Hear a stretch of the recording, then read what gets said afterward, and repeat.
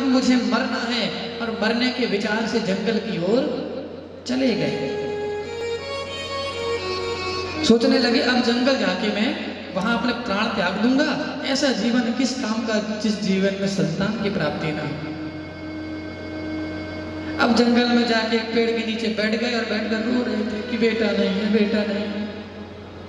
कि तभी वहां से एक संत गुजर रहे थे, उनकी नजर आत्मदेव जी पर पड़ी। संत बोले पास जाकर, अरे बेटा काय को रोते हो, क्या समस्या है, क्या चिंता है। जैसे ही संत को देखा, विद्वान आत्मदेव जी थे, समझते थे कि संत की महिमा कोई छोटी मोटी नहीं होती है। संत चाहें तो जीवन की समस्त रेखाओं को बदल सकते हैं। तुरंत संत के चरणों में आत्मदेव जी गिर गए और अपने सर को चरणों में गिराकर रोने लगे और रोते हुए बोले, महाराज जी क्या बताऊं। अच्छा, वो संत जब गुजर रहे थे, उन्होंने रोते देखा ना, तो उन्हें दया क्यों आई। उन्होंने सोचा भाई जंगल में रो रहा है तो भगवान के लिए रो रहा होगा। भाई जंगल में जाके लोग क्यों रोते हैं, पहले की कथाएं आपने सुनी होगी, लोग जंगल में भगवान को पाने जाते थे, ध्रुव जी गए थे, तो ये भी जंगल में आया होगा भगवान को पाने, थक हार गया होगा, भगवान नहीं मिले होंगे तो रो रहा होगा। तो संत जी ने मार्गदर्शन करना चाहे इसलिए आ गए। अब ये आत्मदेव जी सर पटक पटक कर रोने लगे, बोले महाराज क्या बताऊं, बड़े दुखी है जीवन। संत जी ने कहा क्या हो गया, क्या समस्या है, आप बताएं तो जरा हमें। अरे महाराज, भगवान की दया से सब कुछ है, धन है, दौलत है, संपदा है, यश कीर्ति सब कुछ है, लेकिन मेरे यहाँ कोई संतान नहीं है महाराज, और बिना संतान के जीवन मेरा बिल्कुल अधूरा है, मैं कैसे रहूंगा। अरे मेरे पितरों को जल देने वाला दूसरा कोई है ही नहीं मेरे अलावा, कैसे होगा। संत जी ने मन ही मन सोचा, राम राम, हम तो सोच रहे थे भगवान को पाने के लिए बैठा है, पर ये तो अपने संतान के लिए रो रहा है। तो संत जी ने सोचा कोई बात नहीं, मार्गदर्शन करना हमारा काम है। संत जी ने कहा देखो बेटा, संतान के लिए रोना उचित नहीं है। अरे क्या गारंटी है कि संतान होने के बाद तुम्हें सुख मिल जाएगा, कोई गारंटी है। संतान होने के बाद सुख मिल जाए इसकी क्या गारंटी है। राजा अंग बहुत बड़े सम्राट थे, कोई संतान नहीं हो रही थी, बड़े बड़े यज्ञ करवाए तब जाके एक संतान हुई, वो भी इतनी दुष्ट संतान कि उसके कारण राजा को घर छोड़कर भागना पड़ा। आपने राजा सगर का नाम सुना होगा, सूर्यवंश में एक राजा सगर हुए। सगर के एक नहीं, दो नहीं, हजार नहीं, 60,000 बेटा थे। कितने? 60,000 बेटा थे। कपिल मुनि का अपमान कर दिया उन्होंने, 60,000 बच्चों को भस्म कर दिया। अब 60,000 बच्चों की मुक्ति के लिए सगर जी की 4 वंश लग गए, 4 पीढ़ियां लग गई। सगर के बेटा हुए असमंजस, उन्होंने तपस्या करी गंगा जी को धरती पर लाने के लिए ताकि इनकी पूर्वजों की मुक्ति हो, पर गंगा जी नहीं आई। असमंजस के बेटा अंशुमान ने तपस्या करी पर गंगा जी धरती पर नहीं आई। अंशुमान के बेटा दिलीप ने तपस्या करी पर गंगा जी धरती पर नहीं आई। और दिलीप के बेटा भगीरथ ने जब तपस्या की तो भगीरथ की तपस्या करने से गंगा जी धरती पर आती हैं और उन 60,000 का उद्धार करती हैं। तो गंगा जी को भगीरथ ने धरती पर लाया, इसलिए गंगा जी को एक नाम हम भागीरथी भी कहते हैं। क्या बोलते हैं? भागीरथी। तो 60,000 बेटा सगर के थे, पर क्या सगर को सुख मिला? बल्कि उन 60,000 के कारण 4 पीढ़ियां ने अपने जीवन तपस्या में गुजार दिया। तो कोई गारंटी नहीं है आत्मदेव कि तुम्हें सुख मिले आगे चलकर। संतान के लिए मत रो, हाँ यदि तुम्हें संतान को प्राप्त करना ही है तो तुम भगवान कृष्ण को अपना पुत्र मान लो, उन्हें अपना बेटा मान लो। हमारे कान्हा की ये सबसे बड़ी खासियत है, आप उन्हें प्रेम से जो मान लेते हैं भगवान उसी भेष में, उसी रूप में आपके सामने आते हैं। रावण ने भगवान को शत्रु माना, भगवान शत्रु बन गए। सही बात है। अर्जुन ने सारथी बनवाया, भगवान सारथी बन गए। किसी ने भाई कहा तो भगवान भाई बन गए। एक बार की बात है, ये जो दैत्य है ना, राक्षस, इनसे जाके भगवान ने कहा कि देखो मुझे तुम्हें मारना पड़ता है बार बार अवतार लेके, तुम ऐसा अत्तखोर करते काय को, तुम थोड़ा भजन अजन किया करो कुछ अच्छा, तो मैं तुम्हें भी नहीं मारूंगा, मुक्ति दे दिया करूंगा। तो दैत्य बोले प्रभु बात ऐसी है कि ये भजन अजन करना हमारे बस की बात नहीं है, ये भजन करना, ये कथा करना, ये दैत्यों की बस की बात नहीं है। अंतर आज में और उस समय में कुछ नहीं है। उस समय दैत्य भजन और कथा नहीं कर पाते थे, सुन पाते थे। आज के समय में कुछ दैत्य ऐसे हैं जो इंसान के रूप में आ गए हैं, जो कथा नहीं कर पाते, न सुन पाते, जिन्हें कथा से चिढ़ होती। आज के जो मनुष्य कथा नहीं सुनते, जब भगवान की कथा में आने से मुंह बनाते हैं, ऐसे मनुष्यों को आप उस समय का दैत्य ही समझिए। जो उस समय के दैत्य आज धरती पर आ गए हैं, जिन्हें कथा से कोई मतलब ही नहीं है। दैत्य बोले भगवान जी हमसे ये कथा और ये सब हमसे तो होता ही नहीं, हम ये सब नहीं कर सकते। तो भगवान बोले हमारे लिए तुम कर क्या सकते हो, क्या कर सकते हो? भगवान से दैत्यों ने कहा हम आपको केवल गालियां दे सकते हैं। भगवान बोले ठीक है गाली ही दो। अरे गाली भी दोगे, मेरा नाम लेकर गाली भी दोगे तो कम से कम मेरा नाम तो लोगे। बुरे तरीके से ही सही, आप यदि भगवान का नाम भी ले रहे हैं तो बहुत बड़ी बात है। आत्मदेव जी को खूब समझाया संत ने कि देखो बेटा बेटा मत करो, और हाँ मैंने तो तुम्हारे माथे की रेखा देखी है, तुम्हारे माथे में मुझे दिख रहा है, एक जन्म तो क्या 7 जन्मों तक तुम्हें कोई संतान का योग नहीं है। अब तो और जोर जोर से रोने लगे, कहने लगे हे प्रभु अभी तक तो 1 जन्म के लिए रो रहा था, आपने 7 जन्मों का गिना दिया, अब तो मुझे बेटा चाहिए वरना मैं प्राण त्याग दूंगा। जोर से सर को अपने संत जी के चरणों में पटक दिया, सर से खून बहने लगा। संत जी घबरा गए, राम राम, कहाँ की कहाँ हमने बिना मतलब ब्रह्म हत्या मोल ले ली, अब ये ब्राह्मण मर जाएगा, ब्रह्म हत्या हमें लग जाएगी, गड़बड़ हो गया। अच्छा हम यहाँ से जा रहे थे, बिना मतलब लोगों की सहायता के चक्कर में पड़ गए। आत्मदेव जी ने रोते हुए कहा महाराज जी मुझे पता है, संत यदि सच्चे हृदय से आशीर्वाद दे दें तो कामना अवश्य पूरी होती है, आप मुझे संतान दीजिए वरना मैं आपके चरणों में प्राण त्याग दूंगा। तो संत जी ने एक फल निकाल कर दिया, कहा कि जाओ जाकर अपनी पत्नी को खिला देना। उस फल को लाकर आत्मदेव जी ने धुंधली को दिया। अब धुंधली ने फल तो ले लिया। अब यहाँ ध्यान दीजिएगा, कथा में बड़ा आनंद का विषय यहाँ से चालू होगा। धुंधली के पास जैसे फल आया, आत्मदेव जी ने कहा देखो संत का आशीर्वाद है, फल को ग्रहण कर लेना, इससे अपने यहाँ संतान होगी, फल को ग्रहण कर लेना। अब धुंधली क्या है कि तेली बुद्धि की हमने आपको बता दिया। अब धुंधली ने उस टाइम तो पति से कह दिया कि ठीक है अभी मैं नहा धो के फल खा लूंगी, अभी आप अपने काम में पूजा पाठ पर चले जाइए। आत्मदेव जी खुश, बेटा होगा, संत का आशीर्वाद है, चले गए अपने पूजा पाठ कराने। अब ये धुंधली फल को लेकर बैठी है, ऐसे सोच रही है खाऊं या ना खाऊं।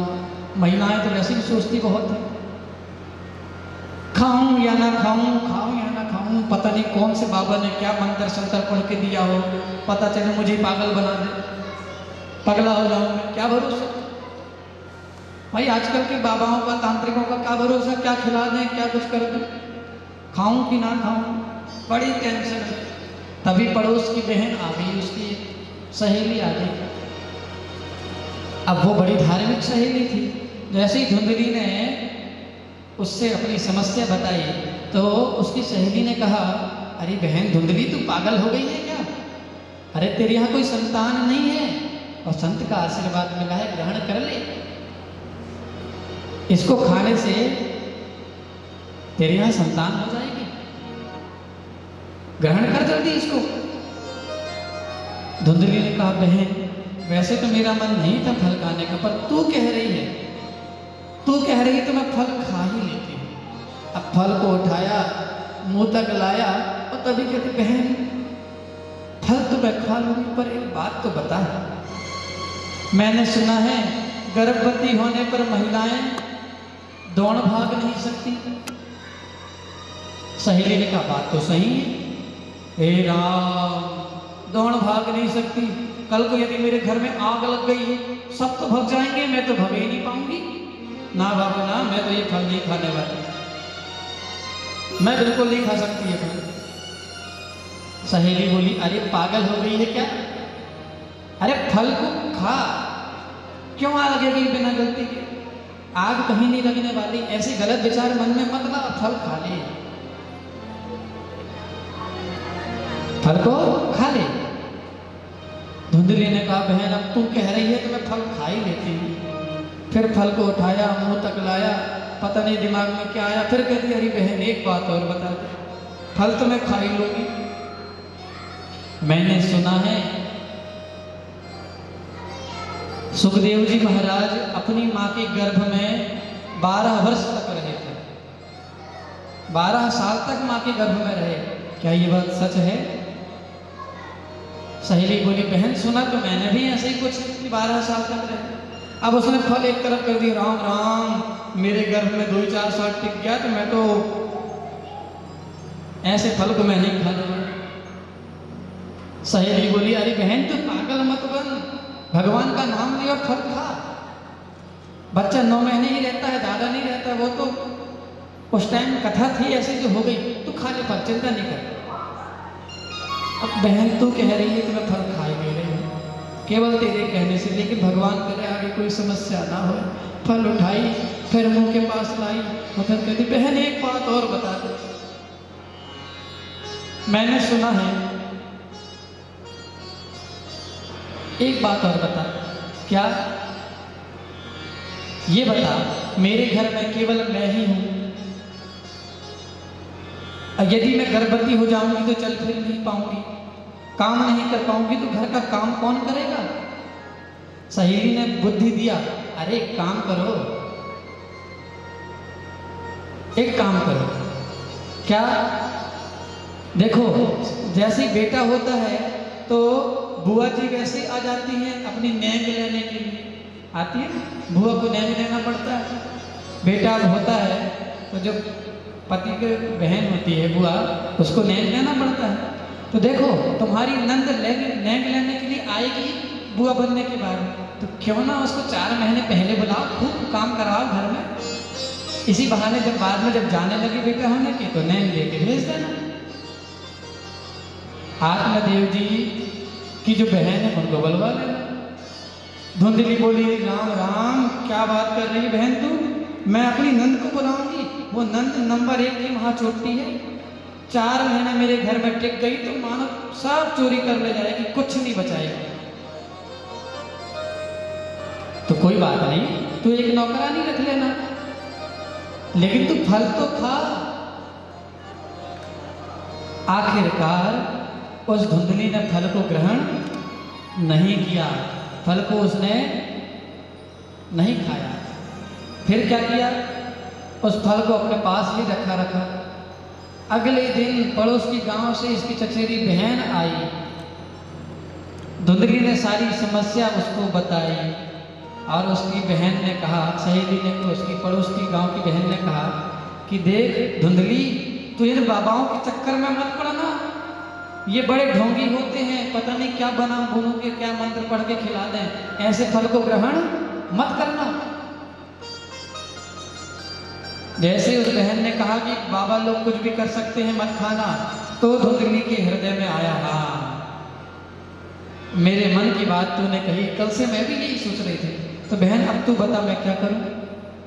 उसने कहा देख बहन, मेरे गर्भ में मेरे संतान अभी है, आने वाले कुछ महीनों में मेरी संतान हो जाएगी, तो एक काम कर, तू ना मेरी संतान ले लेना, अपना बेटा समझ के पालना, तुझे ना कष्ट सहना पड़ेगा, ना चलने की दिक्कत, ना फिरने की दिक्कत, कोई समस्या नहीं होगी, मेरी संतान को तू ले लेना।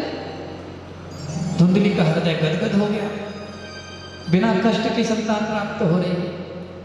अच्छा बहन, धोखा तो नहीं देगी ना बाद में, अपनी संतान मुझे दे देगी?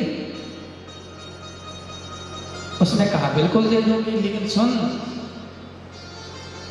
देख, तेरे यहाँ धन बहुत है लेकिन संतान बिल्कुल नहीं है।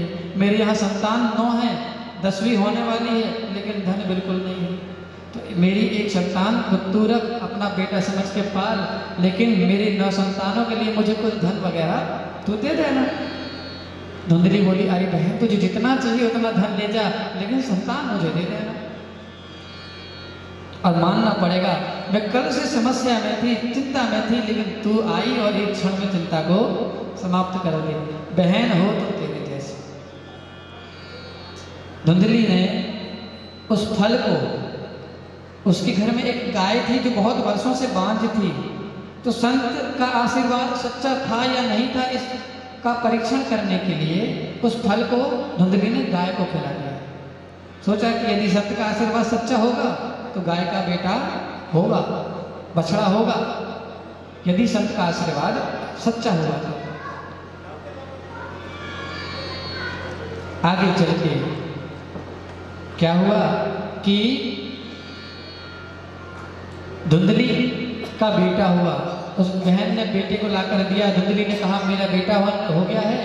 धुंधली की जो संतान हुई उसका नाम धुंधकारी रखा गया।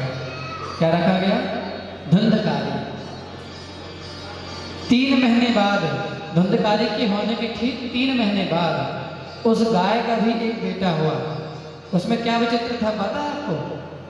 उस गाय का जो बेटा था वो पूरा शरीर से मनुष्य जैसा, लेकिन कान केवल गाय के थे।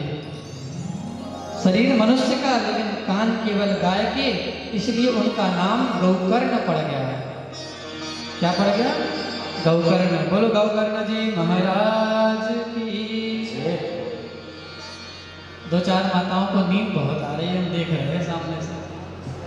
है भजन सुनना है क्या? कि एक आध भजन करा दे नींद भगाने के लिए।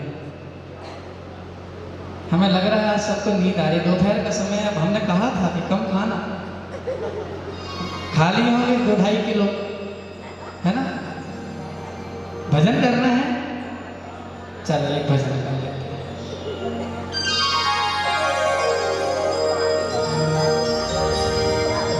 बोलो बांके बिहारी लाल की जय हो।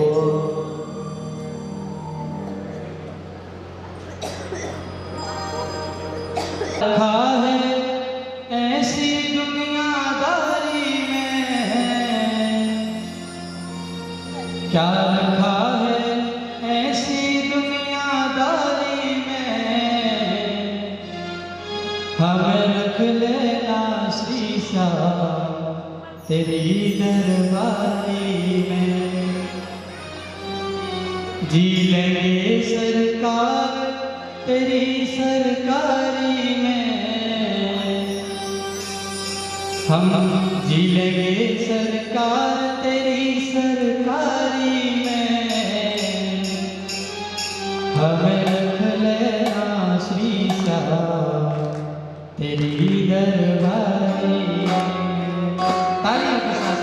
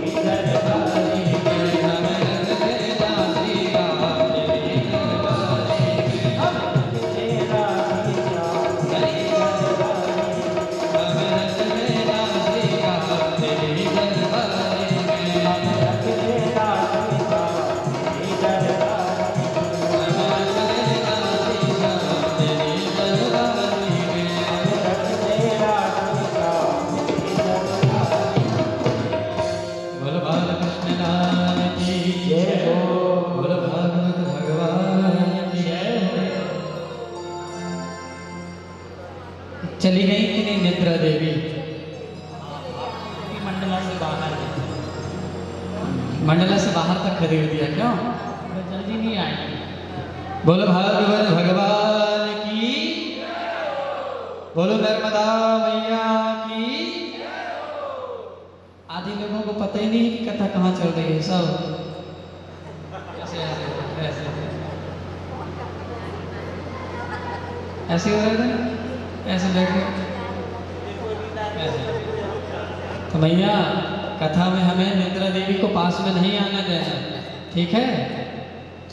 बोलो निद्रा देवी की, धीरे बोलना नहीं तो आ जाएंगी वापस।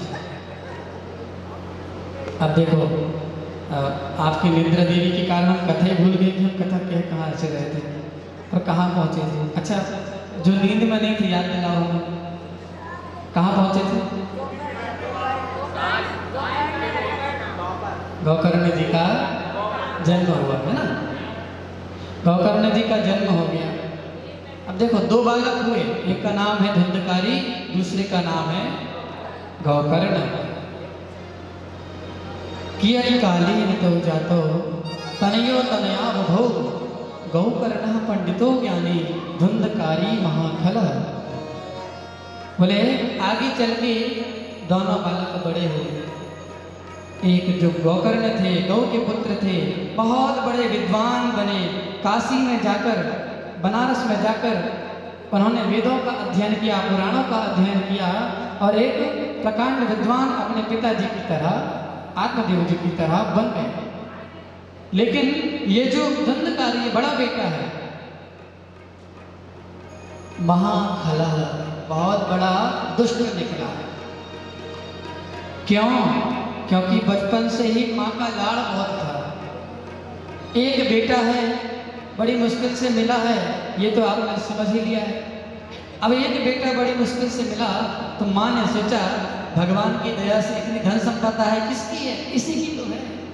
बेटा बोलता माँ मुझे 1 रुपये चाहिए, तो माँ कहती बेटा 1 से काम नहीं चलेगा, 10 लेकर जा। एक दिन बेटा बोला माँ मुझे 10 रुपये चाहिए, माँ बोली बेटा 10 का क्या करेगा, 100 लेकर जा, सब तेरा ही तो है। माँ ने बिगाड़ना प्रारंभ कर दिया। अब धुंधकारी क्या करता, बचपन से ही महाखल था, अपने गांव में इतना उत्पात मचाता। गांव में जो छोटे छोटे बच्चे नदी किनारे खेल रहे होते थे ना, उन्हें कुआं में ले जाकर फेंक देता, ऐसा हद करता था। पता चले कब किसको पत्थर मार दे, किसको क्या कर दे, कोई भरोसा नहीं। बहुत ही खली बन गया, खल करने लगा, दुष्टता दिखाने लगा। इसकी शिकायत आए दिन घर आने लगी आत्मदेव जी के पास। आत्मदेव जी से लोग कहते अरे आपका ये जो बेटा है बड़ा वाला, बड़ा दुष्ट है, राह चलते किसी को भी परेशान करने लगता है, कोई भी गलत कार्य करने लगता है। आपको पता है बच्चा यदि बिगड़ रहा है तो उसमें सबसे बड़ा हाथ माँ का होता है। ध्यान दीजिएगा, पिता सुबह से काम पे जाता है, शाम को आता है, दिन में बच्चा क्या कर रहा है, कहाँ जा रहा है, पढ़ रहा है नहीं पढ़ रहा है, सारा ख्याल कौन रखती है? माँ रखती है। इसलिए माँ को ध्यान देना है कि बच्चा बिगड़े ना बिगड़े। एक छोटी सी कथा ध्यान से सुनिएगा। एक बालक था, वो अपनी माँ के साथ रहता था, पिताजी उसके चल बसे थे, माँ अकेले रहकर उसे पालती पोसती थी। एक दिन छोटा सा बच्चा पहली क्लास में सरकारी स्कूल में गांव में पढ़ाई करता था। तो एक दिन वह गांव में सरकारी स्कूल में जब पढ़ाई करके अपनी क्लास में बैठा तो उसने देखा जो मास्टर साहब है ना, वो कोट पहन कर आते हैं। क्या पहन कर आते हैं? कोट। अब उन्होंने कोट को उतारा और वहाँ एक खूंटी टंगी रहती, वहाँ टांग दी। पुराने समय की बात है, खूंटी में टांग दी। दोपहर में भोजन की छुट्टी होती है, कुछ समय के लिए लंच की छुट्टी होती है, तो सारे बच्चे मास्टर जी आदि सभी बाहर चले गए भोजन करने, पानी वानी पीने। तो ये जो बालक था ये वहीं बैठा रहा। इसने देखा कि कोट गुरुजी का रखा हुआ है, मास्टर साहब का कोट रखा है, ये पास में गया, हाथ डाला तो 1 का सिक्का मिला। इसने जेब में डाल लिया अपने और चुपचाप आके बैठ गया। शाम को घर गया, माँ माँ मुझे ना रास्ते पर 1 का सिक्का पड़ा मिला। क्या मिला? 1 का सिक्का पड़ा मिला। बच्चे ने झूठ बोला। माँ ने कहा अच्छा 1 का सिक्का दिखा मुझे। माँ ने तुरंत 1 का सिक्का लिया, उसमें से 90 पैसा खुद रखा, 10 पैसे का सिक्का उसको दिया, जा बेटा इसको खा पी लेना, जो करना कर लेना। उस समय कितने छोटे छोटे सिक्के चलते थे। तो 90 पैसा माँ ने रख लिया, 10 पैसा बेटी को दिया। अब बेटी ने सोचा अरे वाह, चोरी करने में बड़ा फायदा होता है। माँ भी खुश हो जाती है और हमारे भी कुछ खाने पीने की व्यवस्था हो जाती है। अगले दिन फिर मास्टर साहब कोट रख के गए, इसने हाथ डाला, 10 की नोट मिली। शाम को माँ के पास, माँ आज मुझे फिर से पैसे पड़े मिले, आज 1 का नहीं 2 का नहीं 10 का सिक्का, 10 रुपए का नोट मिली है मुझे, ये देखो। माँ बड़ी प्रसन्न हुई। माँ ने 9 रुपए रख लिया, 1 रुपए बेटा से कहा बेटा जा खा पी लेना, ले जा। ऐसे करते करते वो बालक एक दिन बड़ा होता है, बहुत बड़ा चोर बन जाता है। चोरी की आदत उसे डर ही गई थी। चोर ही नहीं बल्कि वो क्षेत्र का बहुत बड़ा डाकू बन गया। खुलेआम बंदूक लेकर चोरी करता, कोई उसे नहीं रोक पाता। आपको पता है उसके ऊपर सरकार ने इनाम रख दिया कि जो इसे पकड़ कर लाएगा उसे धन मिलेगा, सरकार की तरफ से इनाम मिलेगा। एक दिन गांव वालों ने एकता बनाई, गुट बनाया और किसी तरीके से इसको पकड़ ही लिया और ले जाकर पुलिस को सौंप दिया। पुलिस के पास बच्चा जो छोटा सा जो बड़ा हो गया था डाकू, उसको लेकर पुलिस ने कोर्ट में हाजिर किया। कोर्ट ने सजा सुनाई, इसे फांसी की सजा हो। इसने ना जाने कितने लोगों का घर लूटा है, कितने लोगों को बंदूकों से मारा है, कितना अपराध किया है, इसे फांसी की सजा होगी। अब हमारे भारत सरकार में एक नियम है, फांसी के एक दिन पहले जिसको फांसी होने वाली है उससे अंतिम इच्छा पूछी जाती, तुम्हें कुछ इच्छा हो तो बता दो। अब इसके पास भी बच्चे के पास भी पुलिस वाले गए, जेल वाले गए, क्या भाई तुम्हारी कोई अंतिम इच्छा है तो बता दो, कल सुबह तुम्हें फांसी हो जाएगी। तो जानते हो बालक ने क्या कहा? बालक कहता है कि साहब मेरी अंतिम इच्छा बस यही है कि मैं मरने से पहले अपनी माँ से मिलना चाहता हूँ। किससे मिलना चाहता हूँ? माँ से। पुलिस वालों ने इसके गांव का पता ढूंढा, इसकी माँ को ढूंढकर इसकी माँ को इसके पास लेकर आए। इसे भी बाहर ले गए माँ से मिलाने। अब ये जा रहा था कि रास्ते में कांच का टुकड़ा इसे पड़ा मिला, तो उसने हाथ में उठा के रख लिया था। माँ के पास पहुंचा, माँ कुछ बोलती उससे पहले ही उसने उस कांच के टुकड़े से माँ के चेहरे पर जोर से वार किया। माँ के चेहरे से खून निकलने लगा। ये बेटा रोने लगा जोर जोर से और पुलिस वालों ने इसे वापस पकड़ लिया। पुलिस वाले कहते हैं, अरे मूर्ख, पागल है क्या? तेरी अंतिम इच्छा थी माँ से मिलने की, हमने मिला दिया, तूने माँ को ही मार दिया। रोते हुए बालक ने क्या कहा? आज यदि मुझे फांसी हो रही है, आज यदि मैं ये सजा भोग रहा हूं, तो इसका सबसे बड़ा श्रेय मेरी माँ को जाता है। अरे जिस दिन मैंने 1 का सिक्का चोरी करके माँ को बताया था, माँ मुझे सिक्का मिला, उस दिन यदि मेरी माँ ने मुझे 2 झापड़ लगाकर पूछा होता कि बता कहाँ से लाया है, उस दिन मुझे यदि झापड़ पड़ गई होती तो आज मैं इतना बड़ा चोर नहीं बन पाता। याद रखिए, छोटे बच्चे ना जो सीख जाते वो कभी भूलते नहीं हैं। आज आप लोग जो वृद्ध हैं, आप लोग कुछ भी याद करने की कोशिश करो, याद नहीं कर पाओगे, भूल जाओगे जल्दी। याद कर भी लिए तो 2 दिन बाद भूल जाओगे। लेकिन बच्चों में स्मरण शक्ति बहुत तीव्र होती है। बचपन में हमने जो पढ़ाई किया आज भी नहीं भूले होंगे। कई लोग हैं जो आ ई ऊ सब पढ़े होंगे, ABCD सब पढ़े होंगे, कोई भूला? नहीं भूला। परसों आप क्या खाए थे, याद है? शायद ही याद हो। तो बचपन में हम जो करते हैं वो जल्दी नहीं भूलते। बचपन से बच्चों को सही शिक्षा देना ये एक माँ का कर्तव्य है, माँ का धर्म है। और यदि ऐसा नहीं करते हैं तो बच्चा आगे चल के बिगड़ेगा ही बिगड़ेगा। धुंधकारी महाखल बन जाता है। उसकी दुष्टता के कारण उसके पिताजी बड़े परेशान होते हैं, रोने लगते हैं। तब गोकर्ण जी ने समझाया, पिताजी इतने रोने की आवश्यकता नहीं है, चिंता करने की कोई आवश्यकता नहीं है। आप संसार को छोड़ो और आप जाके भगवान का भजन करो। तो वो संत श्री वे आत्मदेव जी वृंदावन जाते हैं और दशम स्कंद का पाठ करके भगवान के धाम को प्राप्त होते हैं। यहाँ पिताजी के जाने के बाद धुंधकारी ने माँ को खूब मारा कि मुझे धन ला कर दे। माँ ने नहीं दिया। माँ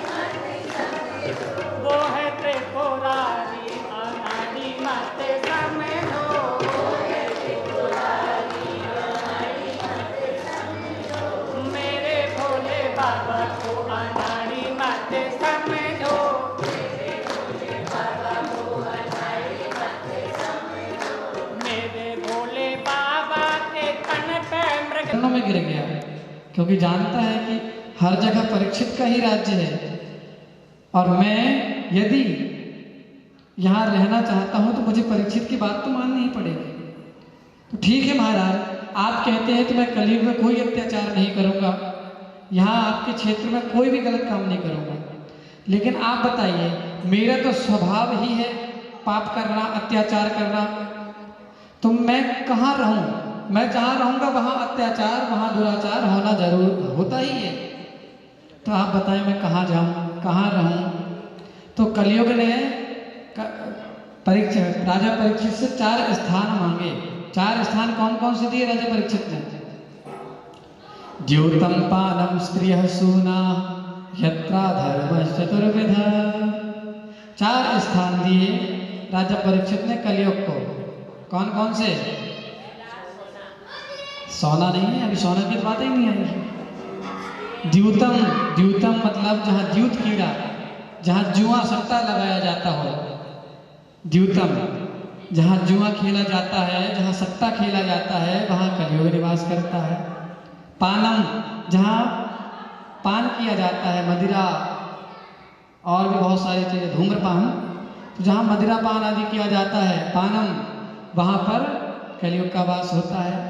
स्त्रियः जहाँ पर वैश्यावृत्ति होती है, वहाँ पर कलयुग का वास होता है। सूनाह जहाँ हिंसा होती है, जहाँ जीवों को मारा जाता है, वहाँ पर कलयुग का वास होता है। कलयुग बोला, महाराज 4 स्थान आपने गंदे गंदे दिए, हिंसा वाला, वैश्यावृत्ति वाला, जुआ वाला, सब गंदे गंदे स्थान, एक आध कोई अच्छा स्थान भी दे दो। तब राजा परीक्षित ने कहा कि ठीक है, जाओ, तुम्हारा स्वर्ण में भी वास होगा। कहाँ वास होगा? सोना में। और यहाँ कईयों के कान में, तो कईयों के गले में, तो कईयों के हाथ में सोना है कि नहीं? सबके पास मतलब कलयुग बैठा है। ठीक है, सोने में काय का वास है? कलयुग का। और कलयुग आपके शरीर में है, हमारे में तो बिल्कुल नहीं, हमारे में चांदी है, सोना बिल्कुल नहीं है। तो भैया आपके पास क्या है? कलयुग बैठा है, सोना तो है ही। सोना में किसका वास होता है? कलयुग का। अच्छा, कौन कौन है जो सोना को पवित्र करना चाहता है? चाहते हो कि पवित्र हो जाए सोना, कलयुग भग जाए और सोना हमारा बिल्कुल सुरक्षित रहे? कौन कौन चाहता है? हाँ, हाथ उठाओ तो बताइए। चाहते हो? ठीक है, एक काम करना, मंडला में अपने मार्केट में जाना, एक काला कपड़ा लेके आना। यहाँ बिछाना काला कपड़ा, ऐसे ही काला कपड़ा लेके आना और एक नारियल ले लेना, उसमें स्वास्तिक बनाना काजल से, काला काला। कलयुग भगाना है, किसी और को नहीं भगाना। तो काला काला स्वास्तिक बना लेना और भगवान के स्थान में जहाँ भी आपके घर पे हो, घर में करना, यहाँ नहीं करना। यहाँ करोगे तो कलयुग, यहाँ तो कलयुग हो ही नहीं सकता। यहाँ से निकलोगे तब कलयुग पकड़ेगा आपको, अभी नहीं है कलयुग। तो घर जाना, अपने घर में सामने भगवान की थोड़ा साफ सफाई करके काला कपड़ा रखना, काला कपड़ा रख के काला नारियल जिसमें स्वास्तिक बनाए हो वो भी रख देना, क्योंकि कलयुग को भगाने में मुख्य रोल वही निभाएगा। उसके बाद जिस जिस वस्तु से आप सोना, जिस यानी कि आभूषणों से आप कलयुग भगाना चाहते हैं, चाहे कान का हो, नाक का हो, हाथ का हो, कड़ा हो, अंगूठी हो, जो हो, सबको उसमें काले कपड़े के ऊपर रख देना। हाथ जोड़ना, ओम नमो भगवते वासुदेवाय 3 बार बोलना और कहना, प्रभु मेरे सोने से सारा कलयुग आप भगाएं और मुझे आने वाले दुख को सहन करने की शक्ति दें। ऐसा कह के उसको पोटली बनाना और कल लाके यहाँ भागवत जी में चढ़ा देना। सारा का सारा सोना आपका पवित्र हो जाएगा। भगवान से प्रार्थना तो पहले ही कर लोगे कि दुख सहन करने की शक्ति देना, है ना? समझ गए ना? तो अब कौन कौन पवित्र करेगा? हाथ उठाओ। बोली भागवत भगवान की। ऐसा नहीं है, सोना भी 2 प्रकार के। अगर अधर्म की कमाई से कमाया गया सोना है तो उसमें कलयुग का वास है। मेहनत से कमाया गया सोना है तो उसमें भगवान स्वयं निवास करते हैं। हनुमान जी का तो शरीर ही सोने का है। हेम शैलाभधि हम, स्वर्ण शैलाभधि हम, भगवान का शरीर ही सोने का है। तो भगवान, अच्छे सोने पर भगवान का वास होता है, इसलिए चिंता करने की आवश्यकता नहीं है। 5 स्थान राजा परीक्षित ने दिए। अब आगे क्या होता है ये हम कल की कथा में श्रवण करेंगे। किस प्रकार राजा परीक्षित को श्राप लगता है, किस प्रकार परीक्षित कथा सुनने जाते हैं, अब कथा को हम लोग आगे सुनेंगे, कल की कथा में श्रवण करेंगे।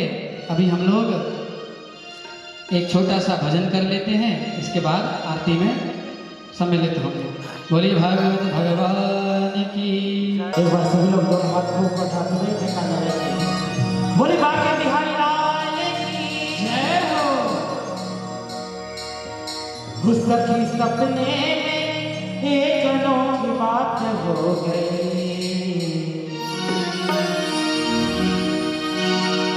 उस सखी सपने में एक अनोखी बात हो गई।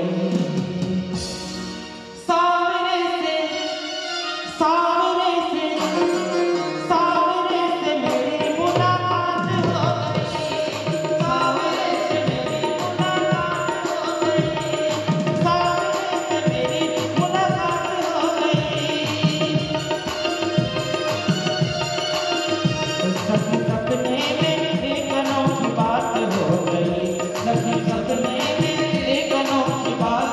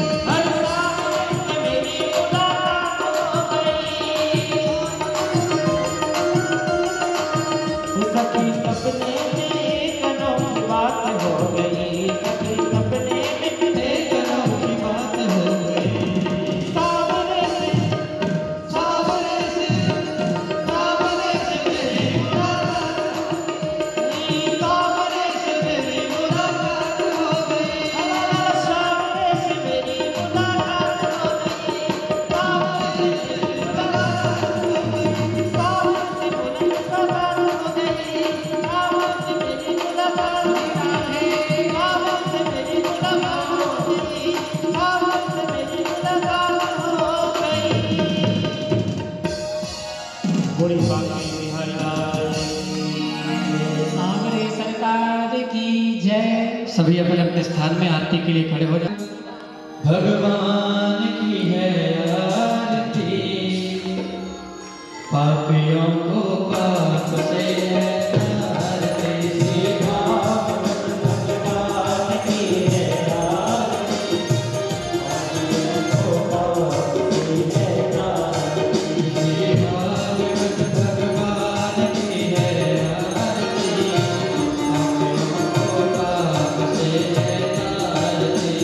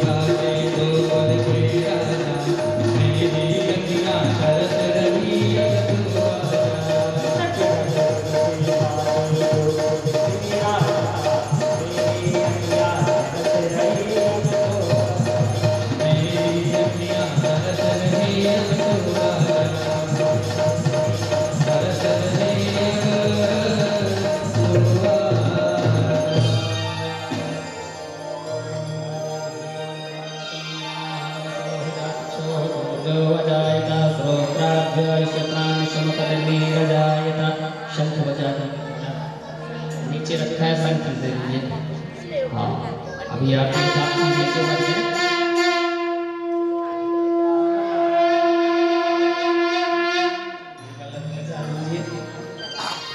हाँ आरती की थाली घूम जाइए लेके थोड़ा।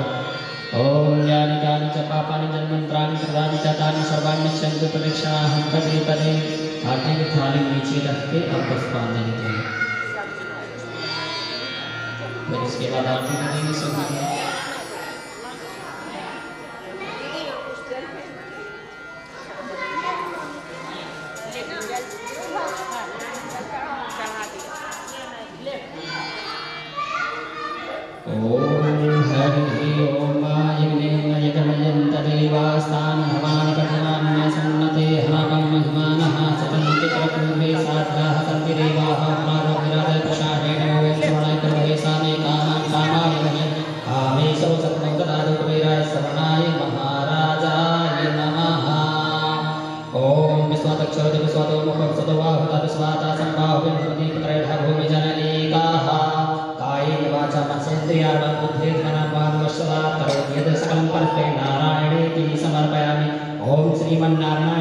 पुष्पांजलि समर्पयामि।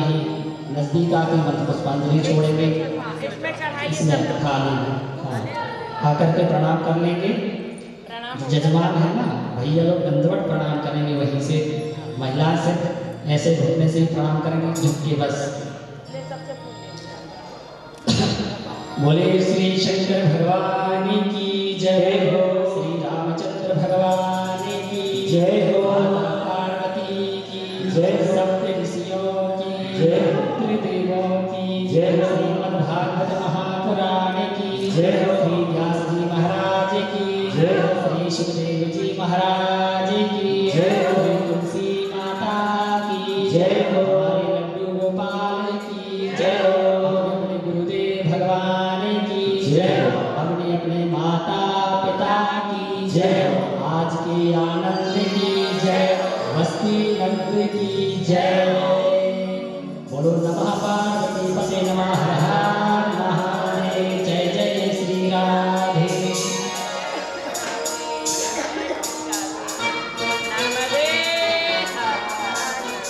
आरती लेने में सभी लोगों को देखिए आरती और प्रसाद सभी लेकर के जाएंगे, कोई छूटे ना।